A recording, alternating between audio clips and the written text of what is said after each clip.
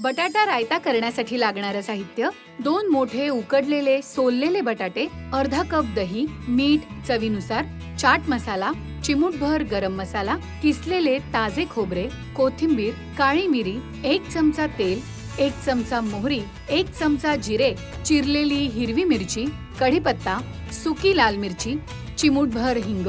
उकडलेल्या बटाट्याचे अशा पद्धतीने काप करायचे. यात दही, मीठ, चाट मसाला, गरम मसाला, ओल्या नारळाचा चव, कोथिंबीर, मिरपूड घालत हे मिश्रण मिसळून घ्यायचं. आता मोहरी, जिरं, मिरची, कढीपत्ता, लाल मिरची, हिंगाची फोडणी करायची आणि थंड करत यावर घालायची. झाला आपला बटाट्याचा रायता तयार. हा पदार्थ कसा सुचला तुम्हाला? का तुम्ही शिकला आहात कोणाकडून? मी माझ्या मित्राच्या आईकडनं शिकलोय.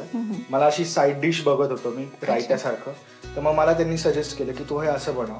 तर मी त्याच्या 2-3 पद्धती प्रमाणे बनवलं आणि मला एक आवडलं आणि तेव्हापासून ते चालू केलं. अच्छा, खूप छान. तर आपण सुरुवातीला काय करूयात? सुरुवातीला आपण बटाटे घेऊ, त्याचे मीडियम खाप करू आणि त्याला बाउलमध्ये ठेवू, दही ठेवू, सगळे आपले मसाले घालू आणि मग त्याला आपण फोडणी घेऊ. छान. सो इथे उकडलेले बटाटे आम्ही घेतले, त्याचे मीडियम काप करू आपण, फोडी करून घ्यायच्या बेसिकली. सो आम्ही बोलत होतो तेव्हा रजतजींनी सांगितलं म्हणजे हाताने चुरून घेता येईल का किंवा किसून घ्यायच्यात का, तर त्यांनी हे ऑलरेडी सगळे प्रयोग करून बघितलेत आणि सरतेशेवटी तुमचं असं आहे की फोडी काप असलं की चांगलं लागतं. त्याची चव जी आपण म्हणतो ती चव छान लागते. येस. हे आपण एका बाउलमध्ये काढून घेतले. आता थोडं सेपरेट करू आपण. त्याच्यामध्ये सगळ्यात पहिले आपण दही घालू. खूप जास्त पण नाही घालायचं आणि खूप कमी पण नाही घालायचं. असं झालं पाहिजे की प्रत्येक पीस बटाट्याचा जो प्रत्येक काप आहे त्याला थोडी थोडी दही लागली पाहिजे. तेवढ्याच क्वांटिटीनुसार घ्यायचं.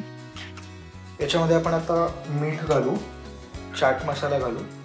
तर मी थोडासा एकदम चिमूटभर गरम मसाला घालतोय, जास्त नाही घालणार मी. त्याच्यामध्ये आपण आता ओलं खोबरं घालू. ओल्या नारळाचा चव पण आहे, म्हणजे हे जे जिन्नस आहेत ते अतिशय रिफ्रेशिंग आहेत. आणि शेवटी कोथिंबीर. आणि आता आपण थोडी मिरपूड घालू. अच्छा. याला आपण छान मिक्स करून घेऊ. हलक्या हाताने मिक्स करायचं, बटाट्याचे काप जास्त मोडले नाही पाहिजे. हे झालंय आता आपलं आणि याच्यावरती आपल्याला फोडणीची तयारी करायची. अच्छा, अगदी सोपी रेसिपी आहे. म्हणजे पण याचं आहे ना, म्हणजे अगदी बेसिक जरी जिन्नस यामध्ये असतील तरी त्याचा सुवास ऑलरेडी खूप छान येतो, खूप रिफ्रेशिंग येतं. तर तेल गरम झालेलं आहे फोडणी करता. तर आता आपण फोडणी घेऊ. सर्वात पहिले आपण मोहरी टाकू, जिरं टाकू, मिरची आणि थोडं कढीपत्ता. सगळ्यात शेवट लाल मिरची, हिंग. तर ही आपली आता फोडणी तयार झाली आहे. ही फोडणी आपण आपल्या रायत्यामध्ये घालणार. पण आता युवा पिढी आहे म्हटल्यावर खूप हॅक्स तुमचे पॉप्युलर असतात. तर आज काय हॅक द्याल आमच्या गृहिणींसाठी किंवा सगळ्यांसाठी? आपण असे खूप जास्त हॅक्स पाहतो, आपल्याला ऑनलाईन पण मिळतात, आपल्याला सांगतात पण सगळेजण.